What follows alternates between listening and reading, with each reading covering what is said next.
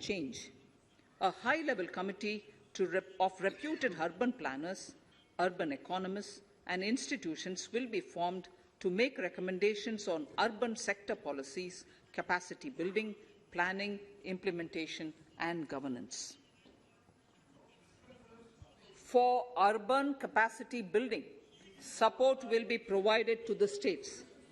Modernization of building bylaws, town planning schemes, transit-oriented development will be implemented.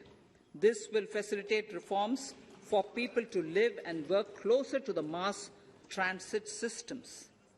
The central government's financial support for mass transit projects and Amrit scheme will be leveraged for formulation of action plans and their implementation for facilitating the TOD and TPS by the states.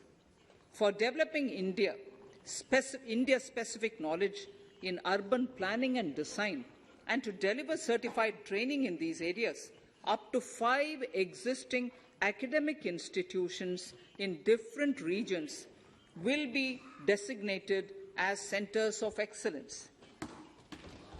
These centers will be provided endowment fund of 250 crore each. In addition, the AICTE will take the lead to improve syllabi, quality and access of urban planning courses in other institutions. We will promote a shift to use of public transport in urban areas. This will be complemented by clean tech and governance solutions, special mobility zones with zero fossil fuel policy and EV vehicles. Battery swapping policy.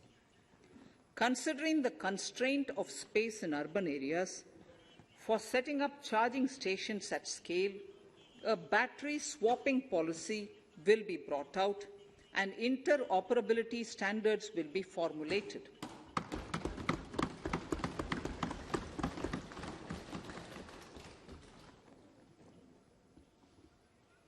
The private sector will be encouraged to develop sustainable and innovative business models for battery or energy as a service. This will improve efficiency in the EV ecosystem. Efficient use of land resources is a strong imperative. States will be encouraged to adopt unique land parcel identification number to facilitate IT-based management of records. The facility for transliteration of land records across any of the Schedule 8 languages will also be rolled out. The adoption of linkage with National Generic Document Registration System (NGDRS) with the One Nation, One Registration software will be promoted as an option for uniform process of registration and anywhere registration of deeds and documents. Necessary amendments in the code IBC will be carried out to enhance the efficiency of the resolution process and facilitate cross-border insolvency resolution. Accelerated corporate exit. Several IT-based systems have been established for accelerated registration of new companies. Now the Center for Processing Accelerated Corporate Exit, CPACE, will process re-engineering, will be established to facilitate and speed up the voluntary winding up of these companies from the currently required 2 years to less than 6 months. Government procurement. Government rules have recently been modernized for the needs of Amritkal. The new rules have benefited from the inputs from various stakeholders. The modernized rules allow use of transparent quality criteria besides cost and evaluation of complex tenders.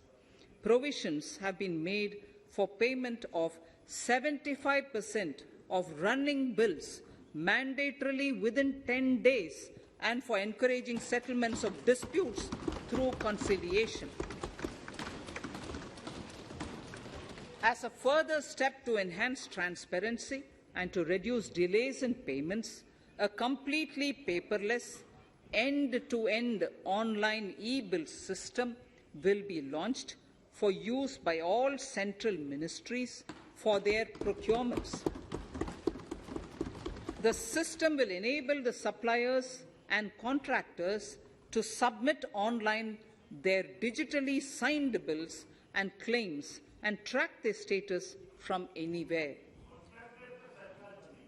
To reduce indirect cost for suppliers and work contractors, the use of surety bonds as a substitute for bank guarantee will be made acceptable in government procurements. Business such as gold imports may also find this useful. IRDAI, insurance regulator, has given the framework for issue of surety bonds by insurance companies. AVGC Promotion Task Force. The animation, visual effects, gaming and comic, the AVGC sector, offers immense potential to employ youth. An AVGC Promotion Task Force with all stakeholders will be set up to recommend ways to realize this and build domestic capacity for serving our markets and the global demand. Telecom sector. Telecommunications in general and 5G technology in particular can enable growth and offer job opportunities. Required spectrum auctions will be conducted in 2022 to facilitate rollout of 5G's mobile services within 2022-23 by private telecom providers. A scheme for design-led manufacturing will be launched to build a strong ecosystem for 5G as part of the production-linked incentive scheme. To enable affordable broadband and mobile service proliferation in rural and remote areas, 5% of annual collections under the Universal Service Obligation Fund will be allocated. This will promote R&D and commercialization of technologies and solutions. Our vision is that all villages and their residents should have the same access to e-services, communication facilities, and digital resources as urban areas and their residents. The contracts for laying optical fiber in all villages, including remote areas, will be awarded under the BharatNet project through PPP in 22 and 23. Completion is expected in 2025. Measures will be taken to enable better and more efficient use of the optical fiber. Export promotion.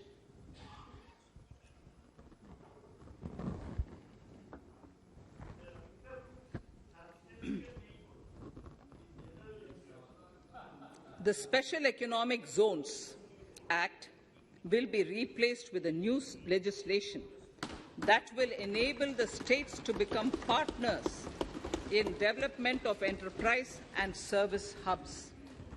This will cover all large existing and new industrial enclaves to optimally utilize available infrastructure and enhance competitiveness of exports. Atmanirbharta in defense. Our government is committed to reducing imports and promoting Atmanirbharta in equipment for the armed forces.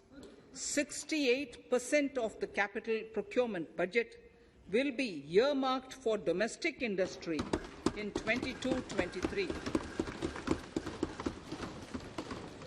up from 58% in 21-22. Defense R&D will be opened up for industry, startups, and academia with 25% of defence R&D budget earmarked. Private industry will be encouraged to take up design and development of military platforms and equipment in collaboration with DRDO and other organizations through SPV model. An independent nodal umbrella body will be set up for meeting wide-ranging testing and certification requirements. Artificial intelligence, geospatial systems and drones, semiconductor and its ecosystem, space economy, genomics and pharmaceuticals, green energy and clean mobility systems have immense potential to assist sustainable development at scale and modernize the country. They provide employment opportunities for our youth and make Indian industry more efficient and competitive. Supportive policies, light touch regulations, facilitative actions to build domestic capacities and promotion of research and development will guide the government's approach.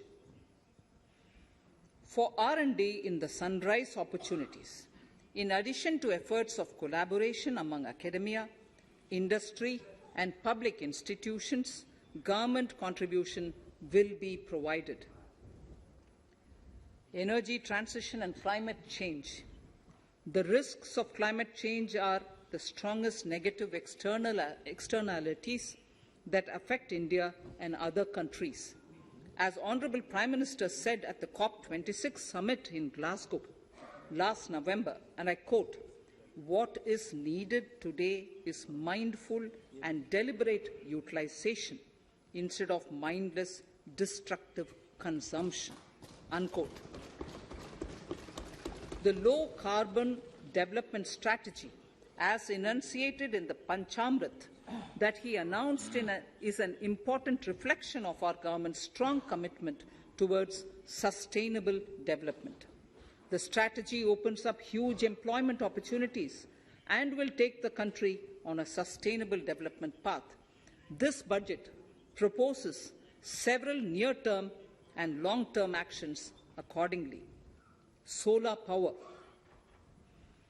To facilitate domestic manufacturing for the ambitious goal of 280 gigawatts of installed solar capacity by 2030, an additional allocation of 19,500 crores for PLI, production-linked incentive, for manufacturing of high-efficiency modules with priority to fully integrate manufacturing units from polysilicon to solar PV modules will be made. Honourable Speaker, sir, the circular economy transition is expected to help in productivity enhancement as well as creating large opportunities for new businesses and jobs. The action plans for 10 sectors such as electronic waste, end-of-life vehicles, used oil waste, toxic and hazardous industrial waste are already ready. The focus will now be on addressing important cross-cutting issues of infrastructure, reverse logistics, technology upgradation, and integration with informal sector. This will be supported by active public policies covering regulations, extended producers' responsibilities, framework, and innovation facilities.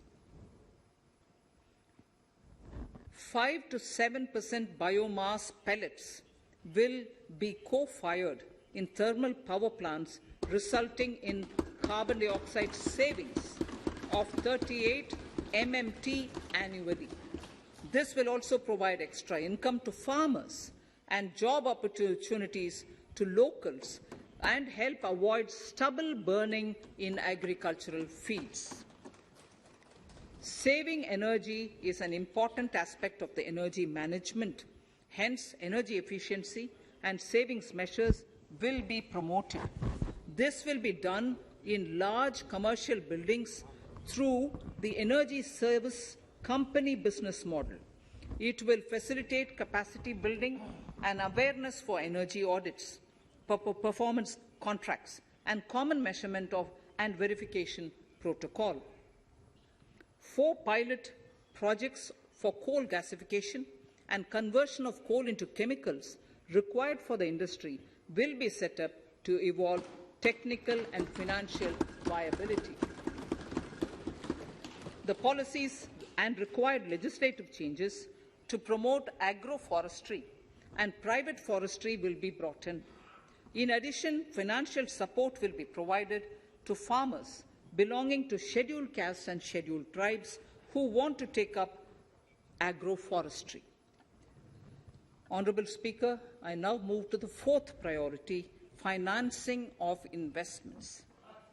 Capital investment holds the key to speedy and sustainable economic revival and consolidation through its multiplier effect.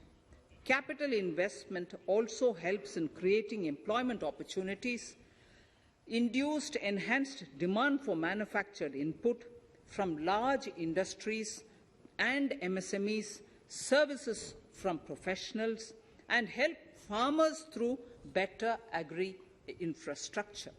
The economy has shown strong resilience to come out of the effects of the pandemic with high growth. However, we need to sustain that level to make up for the setback of 2020-2021. As outlined in para 5 earlier, the virtuous cycle of investment requires public investment to crowd in private investment. At this stage, private investments seem to require that support to rise to their potential and to the needs of the economy. Public investment must continue to take the lead and prime the private investment and demand in 2022-23.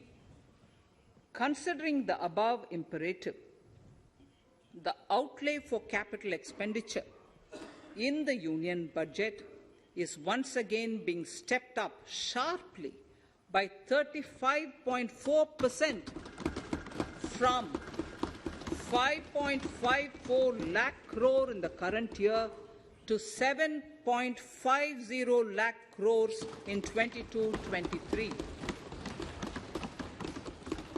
This has increased to more than 2.2 times the expenditure of 2019-20. This outlay in 22-23 will be 2.9% of the GDP.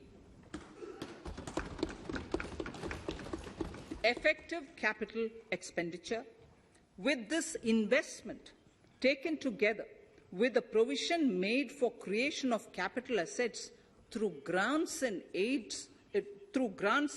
to states, the effective capital expenditure of the central government is estimated at 10.68 lakh crores in 22-23, which will be about 4.1% of the GDP.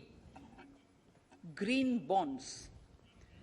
As a part of the government's overall market borrowings in 22-23, sovereign green bonds will be issued for mobilizing resources for green infrastructure. The proceeds will be deployed in public sector projects which help in reducing the carbon intensity of the economy. Gift IFSC. World-class foreign universities and institutions will be allowed in the gift city to offer courses in the financial management, fintech, science, technology, engineering, and mathematics free from domestic regulations, except those by the IFSCA, to facilitate availability of high-end human resources for financial services and technology. An international arbitration center will be set up in the gift city for timely settlement of disputes under international jurisprudence. Services for global capital for sustainable and climate finance in the country will be facilitated in the gift city. Infrastructure status. Data centers and energy storage systems, including dense charging infrastructure and grid-scale battery systems, will be included in the harmonized list of infrastructure. This will facilitate credit availability for digital infrastructure and clean energy storage. Venture capital and private equity invested more than 5.5 lakh crores last year, facilitating one of the largest startup growth system. Scaling up this investment requires a holistic examination of regulatory and other frictions. An expert committee will be set up to examine and suggest appropriate measures. Government-backed funds, NIIF and SIDBI, Fund of Funds, have provided scale capital, creating a multiplier effect. For encouraging important sunrise sectors such as climate action, deep tech, digital economy, pharma, and agri-tech, the government will promote these thematic funds for blended finance, with the government share being limited to 20% and the funds being managed by private fund managers. For financing the infrastructure needs, the stepping up of public investment will need to be complemented by private capital at a significant scale.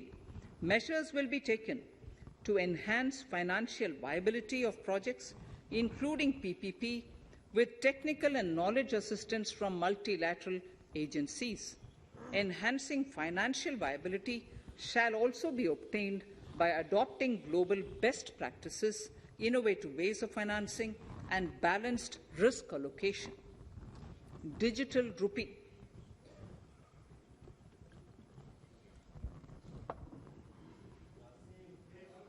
Introduction of a central bank digital currency will give a big boost to digital economy. Digital currency will also lead to a more efficient and cheaper currency management system. It is therefore proposed to introduce digital rupee using blockchain and other technologies to be issued by the Reserve Bank of India starting 2022 and 23. Financial assistance to states for capital investment.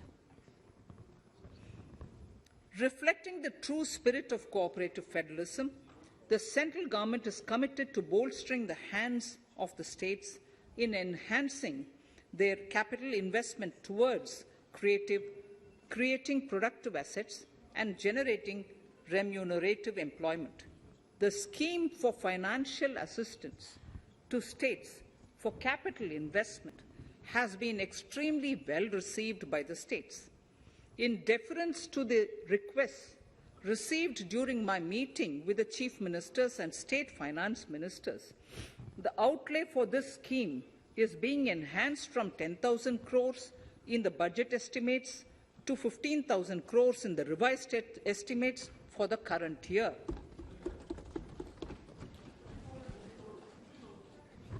For 22-23,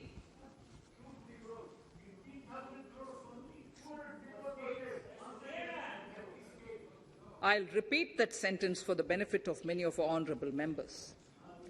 In deference to the requests received during my meeting with chief ministers and state finance ministers, the outlay for this scheme is being enhanced from 10,000 crores in the BE to 15,000 crores, 15,000 crores in the RE of the current year.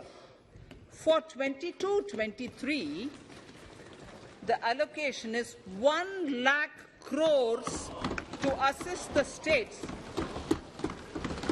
in catalyzing the overall investments in the economy. These 50-year interest-free loans are over and above the normal borrowings allowed to the states, are over and above the normal borrowings to the states. This allocation will be used for PM Gati Shakti related and other productive capital investments of the states. It will also include components for supplemental funding for priority segments of PM Gram Sadak Yojana, including support for the state share, digitization of the economy, including digital payments and completion of OFC network, and reforms related to building bylaws, town planning schemes, transit-oriented development, and transferable development rights. In 22-23, in accordance with the recommendations of the 15th Finance Commission, the states will be allowed a fiscal deficit of 4% of the GSDP, of which 0.5% will be tied to power sector reforms, for which the conditions have already been communicated in 21-22.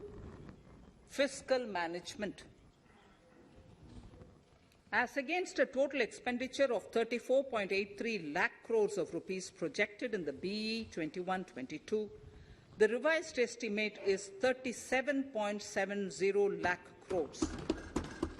The revised estimate of capital expenditure is 6.3 lakh crores of rupees.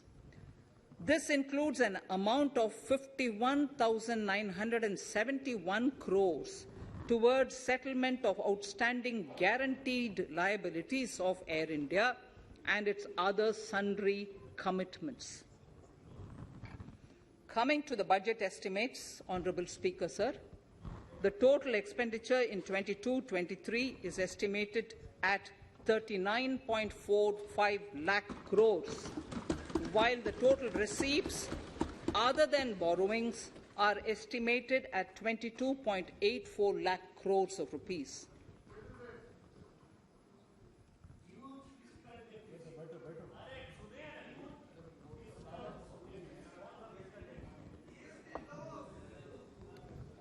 The revised fiscal deficit, Honourable Speaker, in the current year is estimated at 6.9% of the GDP, as against 6.8% projected in the budget estimates.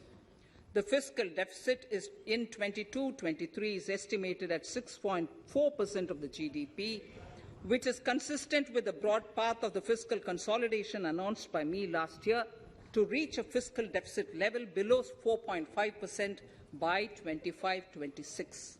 While setting the fiscal deficit level in 22-23, I am conscious of the need to nurture growth through public investment to become stronger and sustainable. I will now move to Part B of my speech.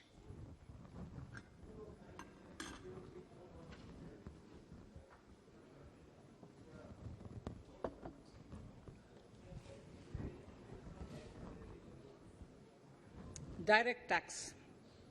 Honourable Speaker, sir, I take this opportunity to thank all the taxpayers of our country who have contributed immensely and strengthened the hands of the government in helping their fellow citizens in this hour of need.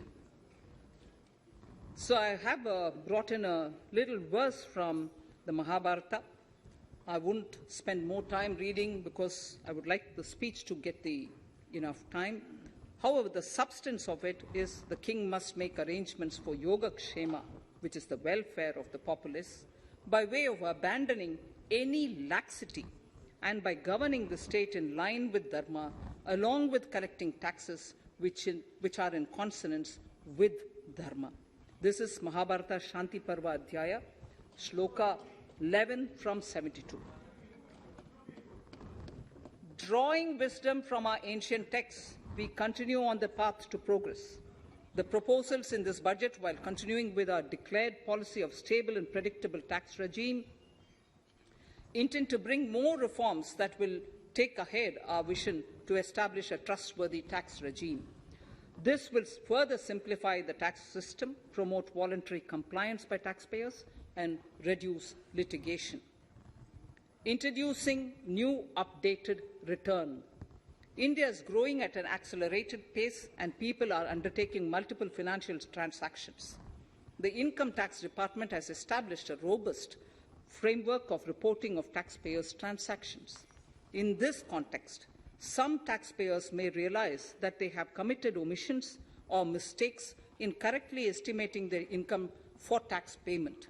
To provide an opportunity to correct such errors, I am proposing a new provision permitting taxpayers to file an updated return on payment of additional tax.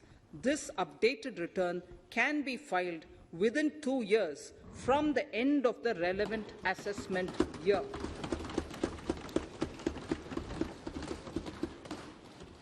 Honourable Speaker, sir, presently, if the department finds out that some income has been missed out by an assessee, it goes through a lengthy process of adjudication. Instead, with this proposal now, there will be a trust repost in the taxpayers that will enable the assessee herself to declare the income that she may have missed out earlier while filing her return. Full details of the proposal are given in the Finance Bill. It is an affirmative step in the direction of voluntary compliance.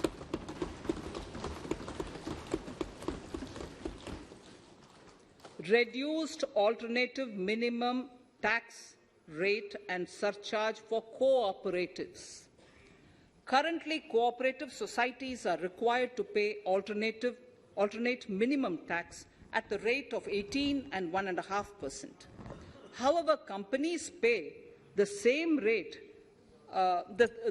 which is the alternate minimum tax, at the rate of 15%.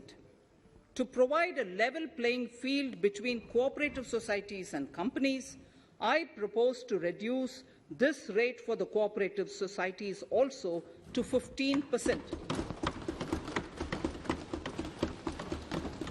Honourable Speaker, sir, I also propose to reduce the surcharge on cooperative societies from the present 12% to 7% for those having total income of more than 1 crore and up to 10 crores. This would help in enhancing income of cooperative societies and its members who are mostly from the rural and from farming communities. Tax relief to persons with disability. The parent or guardian of a differently abled person can take an insurance scheme for such person. The present law provides for deduction to the parent or guardian only if the lump sum payment or annuity is available to the differently abled person on the death of the subscriber, that is the parent or the guardian. There could be situations where the differently abled dependent may need payment of annuity or lump sum amount even during the lifetime of their parent or guardian. I propose thus to allow the payment of annuity and lump sum amount to the differently abled dependent during the lifetime of the parent and guardians, that is parent or guardians, attaining the age of 60 years. Parity between employees of the state and central governments. At present, the central government contributes 14% of the salary of its employee to the National Pension System, NPS, Tier 1. This is allowed as a deduction in computing the income of the employee. However, such deduction is allowed only to the extent of 10% of the salary in case of employees of the state governments. To provide equal treatment to both central and state government employees, I propose to increase the tax deduction limit from 10% to 14% on employers' contribution to the MPS account of state government employees as well. This would help in enhancing the social security benefits of the state government employees and bring them at par with central government employees. Incentives for startups. Startups have emerged as drivers of growth for our economy. Over the past few years, the country has seen a manifold increase in successful startups. Eligible startups established before 31/3/2022 had been provided a tax incentive for 3 consecutive years out of the 10 years from incorporation. In view of the COVID pandemic, I propose to extend the period of incorporation of the eligible startup by 1 more year, that is, up to 31/3/2023, for providing such tax incentives.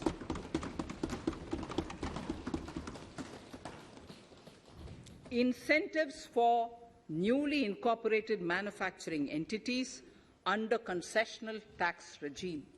In an effort to establish a global competitive business environment for certain domestic companies, a concessional tax regime of 15% was introduced by our government for newly incorporated domestic manufacturing companies.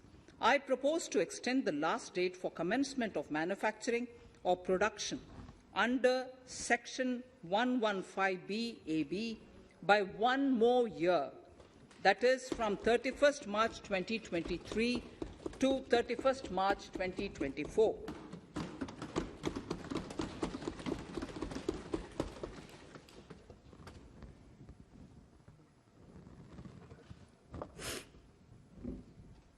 Scheme for taxation of virtual digital assets.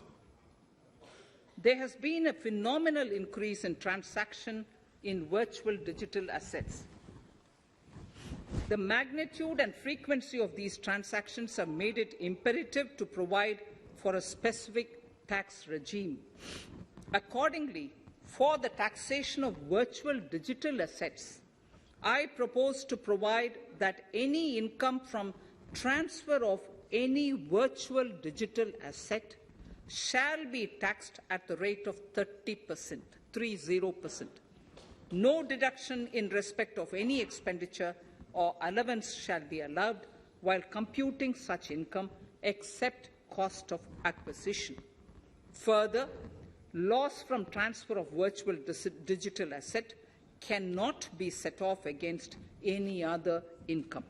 Further, in order to capture the transaction details, I also propose to provide for TDS on payment made in relation to transfer of virtual digital asset at the rate of 1% of such consideration above a monetary threshold.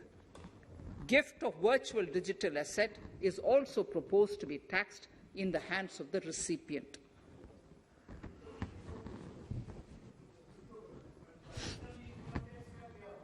Litigation management to avoid repetitive appeals by the department. It has been observed that a lot of time and resources are consumed in filing of appeals which involve identical issues. Taking forward our policy of sound litigation management, I propose to provide that if a question of law in the case of an assessee is identical to a question of law which is pending in the appeal before a jurisdictional high court or Supreme Court, in any case, the filing of further appeal in the case of this assessee by the department shall be deferred till such a question of law is decided by the jurisdictional high court or the Supreme Court. This will greatly help in reducing the repeated litigation between taxpayer and the department. Taking forward our efforts to further promote the IFSC, I hereby propose to provide that income of a non-resident from offshore derivative instruments or over-the-counter derivatives issued by an offshore banking unit, income from royalty and interest on account of lease of ship, and income received from portfolio management services in IFSC shall be exempt from tax subject to specified conditions. Rationalization of surcharge. In the globalized business world, there are several work contracts whose terms and conditions mandatorily require formation of a consortium. The members in the consortium are generally companies. In such cases, the income of these AOPs has to suffer a graded surcharge up to 37%, which is a lot more than surcharge on the individual companies. Accordingly, I propose to cap the surcharge of these AOPs at 15%, 15%. Further, the long-term capital gains on listed equity shares, units, etc., are liable to maximum surcharge of 15%, while other long-term capital gains are subjected to a graded surcharge which goes up to 37%. I propose to cap the surcharge on long-term capital gains arising on transfer of any type of assets at 15%. This step will give a boost to startup community, and along with my proposal on the extended tax benefits to manufacturing companies and startups, reaffirms our commitment to Atmanirbhar Bharat. Clarification in relation to health and education cess as business expenditure. The income tax is not an allowable expenditure for computation of business income. This includes tax as well as surcharges. The health and education cess is imposed as an additional surcharge on the taxpayer for funding specific government welfare programs. However, some courts have allowed health and education cess as business expenditure, which is against the legislative intent. To reiterate the legislative intent, I propose to clarify that any surcharge or cess on income and profits is not allowable as business expenditure. Deterrence against tax evasion.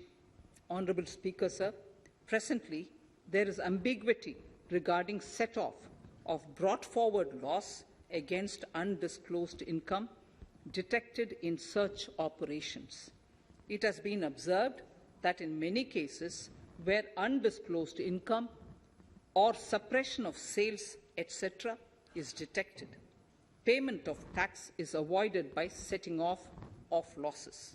In order to bring certainty and to increase deterrence among tax evaders, I propose to provide that no set-off of any loss shall be allowed against undisclosed income detected during search and survey operations.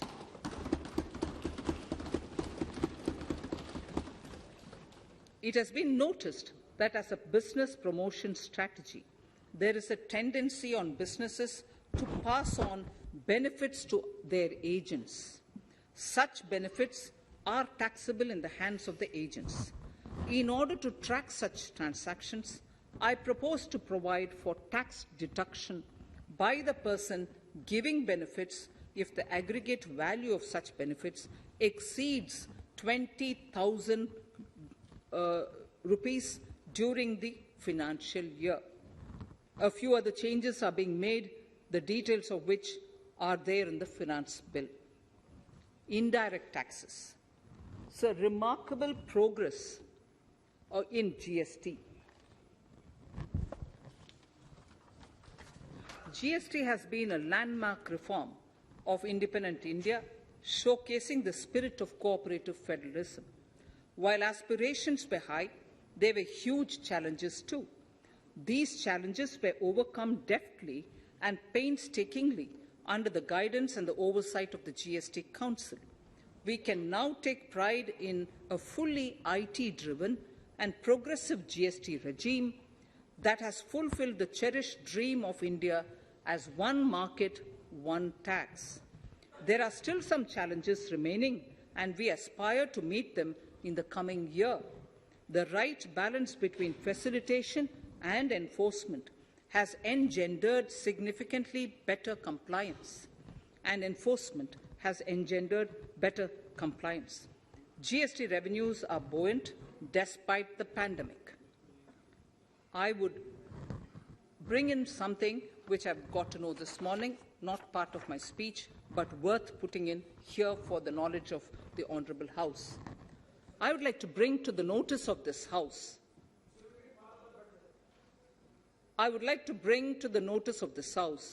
that the gross GST collections for the month of January 22 are rupees 1,40,986 crores, which is the highest since the inception of GST. This has been possible due to rapid economic growth, recovery, post-COVID.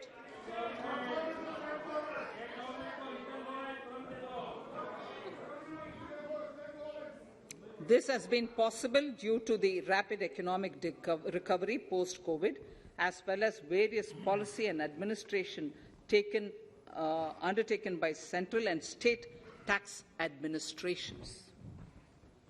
Taxpayers deserve applause for this growth.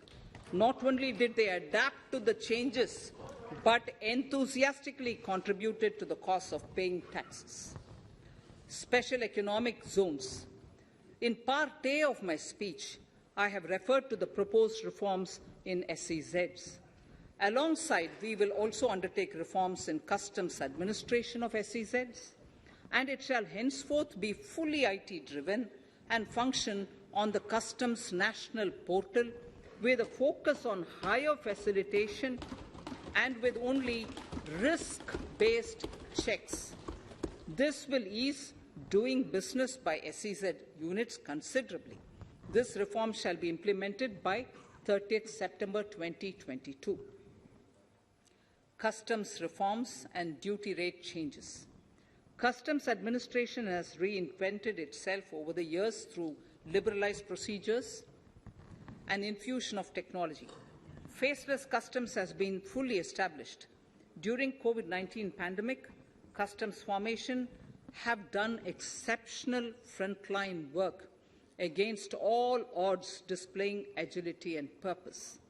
Customs reforms have played a very vital role in domestic capacity creation, providing level playing field to our MSMEs, easing the raw material supply side constraints, enhancing ease of doing business, and being an enabler to other policy initiatives such as PLI and phased manufacturing plans. My proposal on customs side are aligned to these objectives. Project imports and capital goods. National Capital Goods Policy 2016 aims at doubling the production of capital goods by 2025. This would create employment opportunities and result in increased economic activity. However, several duty exemptions, even extending to over 3 decades, in some cases have been granted to capital goods for various sectors like power, fertilizer, textiles, leather footwear, food processing, and fertilizers. These exemptions have hindered the growth of the domestic capital goods sector. Similarly, project import duty concessions have also deprived the local producers of a level playing field in areas like coal mining projects, power generation, transmission, or distribution projects, railway and metro projects. Our experience suggests that reasonable tariffs are conducive to the growth of domestic industry and make in India without significantly impacting the cost of essential imports. Accordingly, Honourable Speaker, Sir, it is proposed to phase out the concessional rates in capital goods and project imports gradually and apply a moderate tariff of 7.5%. Certain exemptions for advanced machineries that are not manufactured within the country shall continue.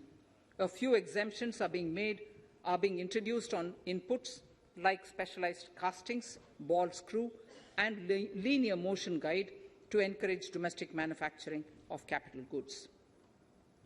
In the last 2 budgets, we have rationalized several customs exemptions. We have once again carried out an extensive consultation, including by crowdsourcing.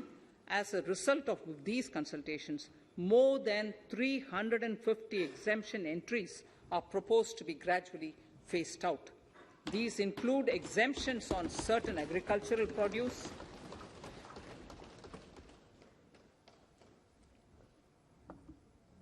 chemicals, fabrics, medical devices and drugs, and medicines for which sufficient domestic capacity exists. Further, as a simplification measure, several concessional rates are being incorporated in the customs tariff schedule itself instead of prescribing them through various notifications. This comprehensive review will simplify the customs rate and tariff structure, particularly for sectors like chemicals, textiles, and metals, and minimize disputes. removal of exemption on items which are or can be manufactured in India, and providing concessional duties on raw material that go into manufacturing of intermediate products will go many a step forward in achieving our objective of Make in India and Atmanirbhar Bharat. I shall now take up specific sector-specific proposals. Electronics. Electronic manufacturing has been growing rapidly. Customs duty rates are being calibrated to provide a graded rate structure to facilitate domestic manufacturing of wearable devices, hearable devices, and electronic smart meters. Duty concessions are being given to parts of transformer of mobile phone chargers and camera lens of mobile camera module and certain other such items. This will enable domestic manufacturing of high-growth electronic items. Gems and jewellery. To give a boost to the gems and jewellery sector, customs duty on cut and polished diamonds and gemstones is being reduced to 5%. Simply sawn diamond would attract nil customs duty. To facilitate export of jewellery through e-commerce, a simplified regulatory framework shall be implemented by June this year. To disincentivize import of undervalued imitation jewellery, the customs duty on imitation jewellery is being prescribed in a manner that a duty of at least 400 rupees per kg is paid on its import. Chemicals. Customs duty on certain critical chemicals, namely methanol, acetic acid, and heavy feedstocks for petroleum refining, are being reduced, while duty is being raised on sodium cyanide, for which adequate capacity in the domestic arena exists. These changes will help in enhancing domestic value addition. MSMEs. Duty on umbrellas is being raised to 20%. Exemption to parts of umbrellas is being withdrawn. Exemption is also being rationalized on implements and tools for agricultural sector which are manufactured in India.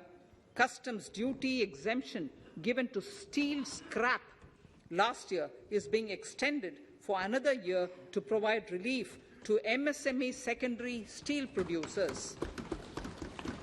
Certain anti-dumping and CVD on stainless steel and coated steel flat products, bars of alloy steel and high-speed steel are being revoked in larger public interest considering prevailing high prices of metals. To incentivize exports, exemptions are being provided on items such as embellishment, trimmings, fasteners, buttons, zipper, lining material, specified leather, furniture fittings, and packaging boxes that may be needed by bona fide exporters of handicrafts, textiles, leather garments, leather footwear, and other goods.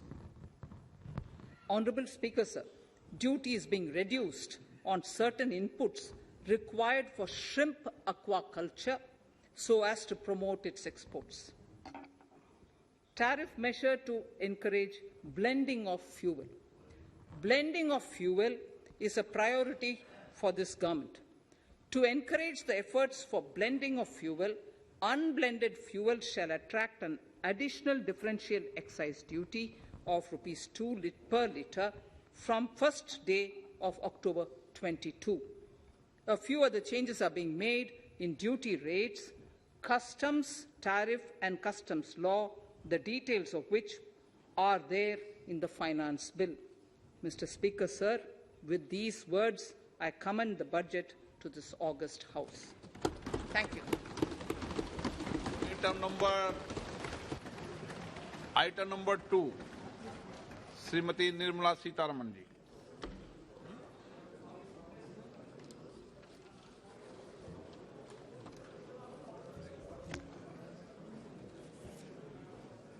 Sir, with your permission, I rise to lay on the table the following statements under Section 3(1) of the Fiscal Responsibility and Budget Management FRBM Act 2003, Medium-Term Fiscal Policy cum Fiscal Policy Strategy Statement and Macroeconomic Framework Statement. Item number 3 वित्त विधेयक 2020 Nirmala Sitharaman ji. Sir, item number 3, Finance Bill. Sir, with your permission, I rise to move for leave to introduce the Finance Bill 2022. प्रश्न ये कि वित्त विधेयक को पुनर्स्थापित करने की अनुमति प्रदान की जाए। जो सदस्य इसके पक्ष में हाँ कहें, जो सदस्य विरोध में ना कहें। मेरे विचार में निर्णय हाँ वालों के पक्ष में, हाँ वालों के पक्ष में। माननीय मंत्री जी, वित्त विधेयक को पुनर्स्थापित करें। Sir, I introduce the bill. सभा की कार्रवाई कल बुधवार दिनांक 2 फरवरी 2022 को 4:30 बजे तक के लिए स्थगित की जाती है।